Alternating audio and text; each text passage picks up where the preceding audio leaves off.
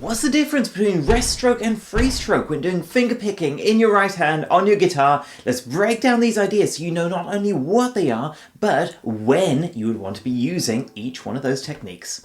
At the end, I will also show you one of the rules that I break that classical guitarists would generally frown at, but I'll show you exactly why I do it as well, and then you can make up your own mind.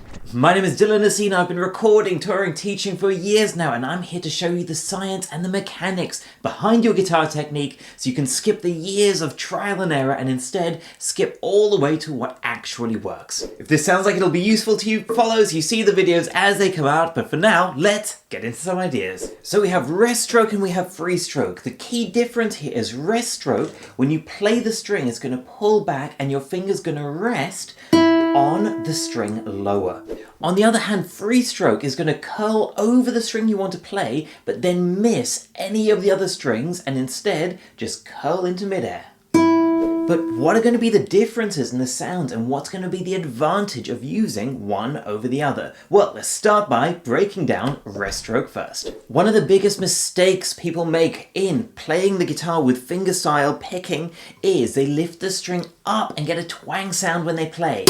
Instead, of course, we want to be pushing the string down into the body of the guitar and having our finger just slip off the string.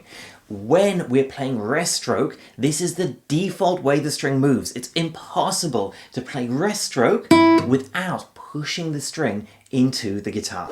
If you're a beginner starting off with finger picking, this is a good advantage because you get a good sound out of the guitar straight away without your fingers hooking and getting stuck on the string and as many twangs as you might get with free stroke. That is going to be one of the key advantages if you're newer to playing the guitar.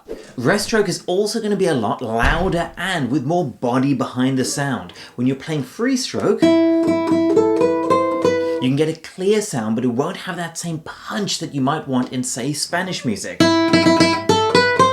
Because of this, you'll commonly see me using rest stroke when I want to get a bit more body and volume out of a melody note to separate it and make it higher up than any of the notes I want blending more into the background. A good example of this might be the Spanish Romance that everyone knows the sound of.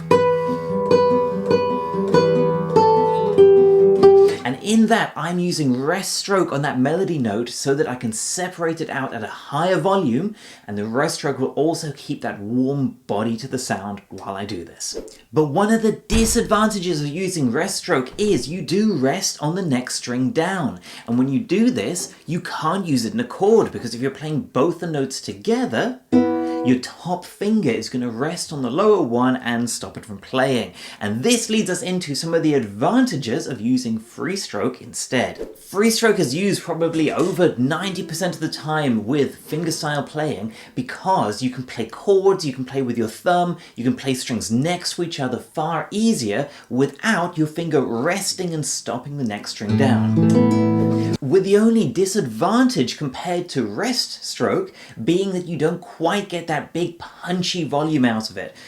But when you're doing all the notes as free stroke, you can bring the volume of the ones you want down lower and have still that difference, that delta between the volumes of the notes you're playing without needing to get a really punchy high note.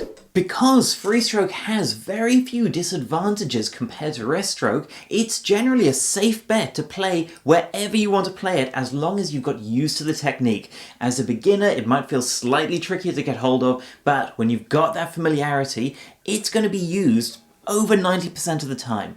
Then, with some of those select few notes that you think, yeah, this is where I want that extra body, that extra push in the sound, you can then move into rest stroke to get that extra force and volume behind the note you want. And this leads me into where I break some of the rules and have a lot of classical guitarists frowning at me.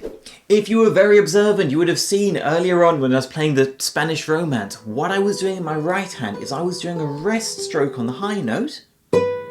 I was then using the same finger to play free stroke on the next string before going onto my index finger on the third string. So I'm going to go middle rest stroke, middle free stroke, then index finger free stroke.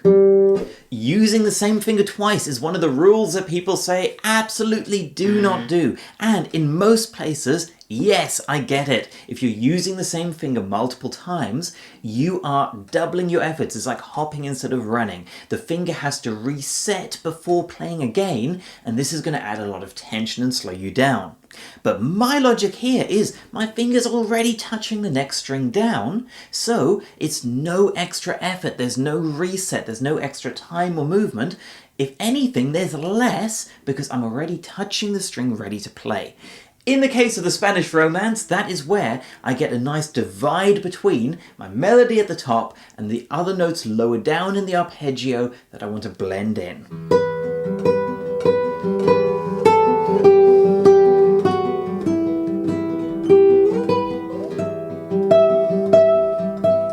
Now, you can be the judge if this is breaking the rules and I shouldn't be doing it, or if it makes perfect logical sense and some of the rules traditions are just outdated and need to be developed forward.